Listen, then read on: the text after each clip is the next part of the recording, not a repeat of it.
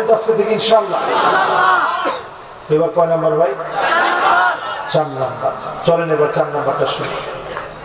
4 নম্বরে আমার ভাইরা, যতজন আজকের মাহফিলে বসছে এতিমদের মাথার মধ্যে হাত বোলায় দিবে। আমার নবী বড় এতিম ছিল, দুনিয়া আসার আগে নবীর বাপ নাই। আল্লাহ নবী বিশ্ব নবীর 6 বছর বয়স মা বাপের কবর দেখানোর জন্য নিয়ে যাচ্ছে। আবু নামক স্থানে মাও চলে গেলেন, নবীজি বড় একা হয়ে গেলেন। আলাম ইয়াজিদকা ইয়াতীমান ফাআওয়া, নবীকে আল্লাহ পাক ইয়াতীম হিসেবে পাইলেন।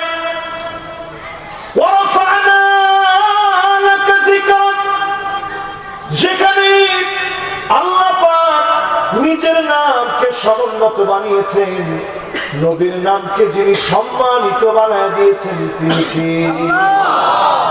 ইদা যুকিরতু যুকিরতা মাই, আল্লাহর নাম যেখানে, নবীর নামকে আল্লাহ বাদ দেন নাই, নবীর নামকে আল্লাহ বাদ দেন নাই।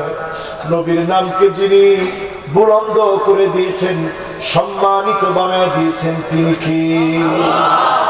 বোঝার চেষ্টা করে। এই মাহফিলে সেই নবী এতিম ছিলেন, এজন্য আল্লাহর হাবিব এইভাবে আঙ্গুল দেখায় বললেন, এতিমের অভিভাবক যদি হতে পারো, আনা ওয়া হুয়া, ওই লোকটার আমি। আল্লাহর জান্নাতে 2টা আঙ্গুল যেমন পাশাপাশি, সাব্বাবা আর উস্তাব এমন পাশাপাশি, জান্নাতে যিনি এক সঙ্গী সঙ্গী বানায় দিবেন তিনি কি? কয় নাম্বার ভাই? এবার কয় নাম্বার? মনোযোগ আছে আপনাদের সবার? লিল্লাহে তাকবীর, মাশাআল্লাহ। আমি খুব মাহফিলের শেষে আনন্দিত যে আপনারা খুব মনোযোগ নিয়ে শুনছেন। 5 নাম্বার। কয় নাম্বার ভাই? আল্লাহ পাক আপনাকে 2টা বোন দিয়েছেন। মান কানা লাহু উখতান, 2টা বোন আপনার আছে, আও বিনতান, অথবা 2টা মেয়ে আপনার আছে। মানুষের মতো মানুষ বানালেন, পর্দানিশীন বানালেন, দিন শিখালেন, নেককার দিনদার হওয়ার প্রতি ছোটবেলা থেকে গড়ে তোলালেন। যদি আপনি এমন বানাতে পারেন, আল্লাহ নবী দেখায় বললেন, আনা ওয়া হুয়া, 2টা আঙ্গুল যেমন পাশাপাশি থাকে, এমন পাশাপাশি নবীর সঙ্গে যিনি সঙ্গী বানায় দিবেন তিনি কি? যারা যারা বসছেন এখানে, আমারে কি কথা দিতে পারেন সন্তানদেরকে মানুষের মতো মানুষ বানাবো? ইনশাআল্লাহ। অনেকে চিন্তা করতেছেন, হুজুর আমার তো মেয়ে হয় না, ছেলে হয়েছে, আমি কি করব? এই প্রশ্নটা আমার মনে হচ্ছে। সব জায়গায় নবীজি মেয়ের কথা বলছে, কোই ছেলের কথা তো বলুন না। যখন আল আজহার বিশ্ববিদ্যালয়ে পড়তেছি, উস্তাদকে একবার প্রশ্ন করলাম, উস্তাদ সব জায়গায় পড়লে দেখি 2টা মেয়ে, 1টা মেয়ে, 3টা মেয়ের কথা রাসূল বলছে, ছেলের কথা তো বললো না। উস্তাদ জবাব দিয়ে বলতেছে, হাদিস যখন পড়বা দেখবা নফল নামাজের ফজিলতের কথা আছে, তার মানে কি ফরজ নামাজ বাদ দিয়া? তার মানে ফরজ নামাজ আগে লাগবে, তারপরে তাহাজ্জুদের নামাজ পড়বে। পুরুষরা হচ্ছে ফরজের মতো। জোরে করে আল্লাহ। আল্লাহ আপনাকে ছেলে দিয়েছে, শুকরিয়া আদায় করে। মেয়ে দিয়েছে, মন খারাপ করবেন না, মানুষের মতো মানুষ বানান। আপনি মেয়ের বাপ, আপনি ছেলের বাপ, যদি মানুষের মতো মানুষ বানাতে পারেন, নবীর সঙ্গে একসঙ্গে যিনি জান্নাতি বানায় দিবেন তিনি কি? আমরা কি মাহফিলে নবীর সঙ্গে জান্নাতি হতে চাই ভাই? বলেন চাই? সবাই বলেন চাই। 5 ওয়াক্ত নামাজ পড়বো তো ইনশাআল্লাহ? সবাই বলেন পড়বো তো ইনশাআল্লাহ? অন্ধকার কবরে রেখে আসবেন, হাত্তা ইয়াসমা সিমাআন আলাইহি, পায়ের আওয়াজগুলো শুনবেন। আপনার ছেলের পায়ের আওয়াজ কবরে বসে শুনবেন, বন্ধু বান্ধবের পায়ের আওয়াজগুলো শুনবেন, হঠাৎ করে কবরটা গুটগুটে অন্ধকার হয়ে যাবে, প্রশ্ন শুরু করে দিবে। যদি উত্তর দিতে না পারে ফায়াদরিবুহু দরবাতান বিল হাদীদ, লোহার হাতুড়ি দিয়ে কানের উপরে পিটানো শুরু হয়ে যাবে। ফায়াসিহু সাইহাতান, ব্যক্তি এমন জোরে চিৎকার মারবে। সিরাজগঞ্জে দেখবেন অনেক কবরের পাশে গরু বেঁধে রাখছে, গরু দড়ি ছিঁড়ে দৌড়ে চলে গেছে। ছাগল বেঁধে রাখছে, ছাগলটা লাফাচ্ছে। সব সৃষ্টি শুনতে পায়, ইল্লা সাকালাইন, দুইটা সৃষ্টি শুনে না, দুইটা সৃষ্টি বুঝে না। একটার নাম হলো মানুষ আর আরেকটার নাম হলো জিন। এই দুইটা সৃষ্টি শুধু শুনতে পারে না, সব সৃষ্টি শুনতে পায়, সব সৃষ্টি বুঝতে পায়। আজকের মাহফিলে যদি আপনি কবরটাকে আলোকিত বানাতে চান, আর দূরে থাকবেন না, মসজিদের দিকে আসেন, নামাজ কায়েম করেন। নূরুন ওয়া বুরহানুন ওয়া নাজাহ।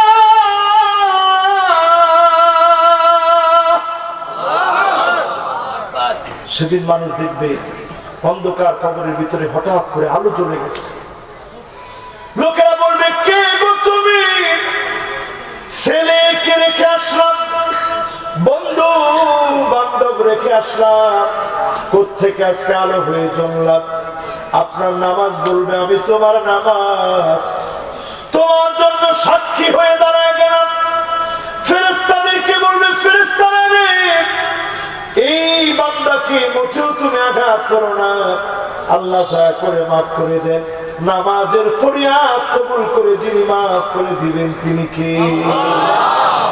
আর যার নামাজটা নাই, একটু চিন্তা করে। লাইসা লাহু নূরুন ওয়ালা বুরহানুন ওয়ালা নাজাহ,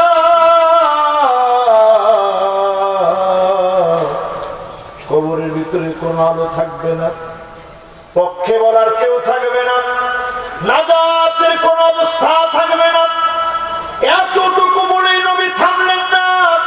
ওয়া কানা মা ফিরআউনা ওয়া হামান ওয়া কারুন ওয়া উবাই বিন খালাফ, দাগি দাগি আসামি ফেরাউনের সঙ্গে, কারুনের সঙ্গে, হামানের সঙ্গে, উবাই বিন খালাফের সঙ্গে জাহান্নামী হয়ে যাবে, আসামি হয়ে যাবে। আজকের এই মাহফিল থেকে যদি বুঝেন, আল্লাহর কাছে মাফ চেয়ে নেন, যিনি আপনাকে মাফ করে জান্নাতের জন্য কবুল করবেন তিনি কি? বাইরে নামাজ পড়বেন ইনশাআল্লাহ, হাত গুলো উপরের দিকে উঠান, আল্লাহর ডাক দিয়ে বলেন আল্লাহ, জোরে আল্লাহ।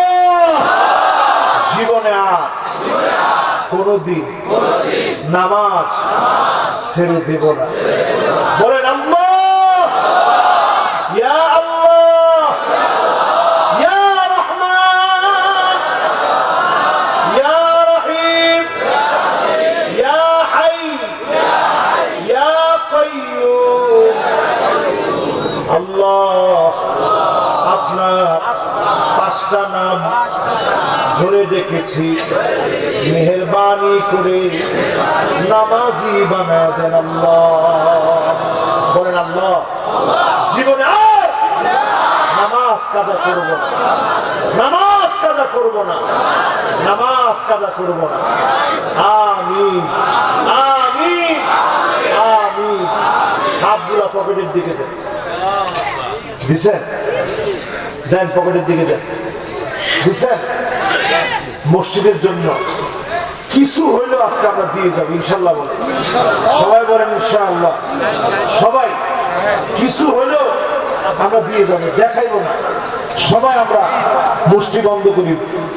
আর প্রত্যেকে ইনশাআল্লাহ বের করি, ভলান্টিয়াররা ইনশাআল্লাহ যাবে, ভলান্টিয়াররা সবাই যাবে। আপনারা কেউ ইনশাআল্লাহ মাহরুম হবেন, প্রত্যেকে আমরা কিছু কিছু দিয়ে যাব ইনশাআল্লাহ, বলেন সবাই। হাত দিচ্ছিলেন ইনশাআল্লাহ। যদি একটা কবুতরের বাসা বানাইতে যা লাগে, এতটুকুনো যদি মসজিদের জন্য কেউ দেয়, বানাল্লাহু লাহু বাইতান ফিল জান্নাহ, আল্লাহর জান্নাতে আল্লাহ একটা বাড়ি বানায় দিবে। জোরে করে সুবহানাল্লাহ। আমরা ইনশাআল্লাহ মোনাজাতের আগে সবাই আমরা কিছু কিছু দিব এই মাহফিলের, এই সুন্দর আয়োজনের, এই মসজিদের কল্যাণে। আল্লাহ আমাদেরকে আজকে এই মাহফিলে একত্রিত করেছেন, আল্লাহ প্রত্যেককে কবুল মঞ্জুর করুক, পড়েন আমিন। আমরা মোনাজাত করব, সভাপতি সাহেব কিছু বলার পরেই আমরা মোনাজাতের জন্য হাজির হব ইনশাআল্লাহ। বসেন।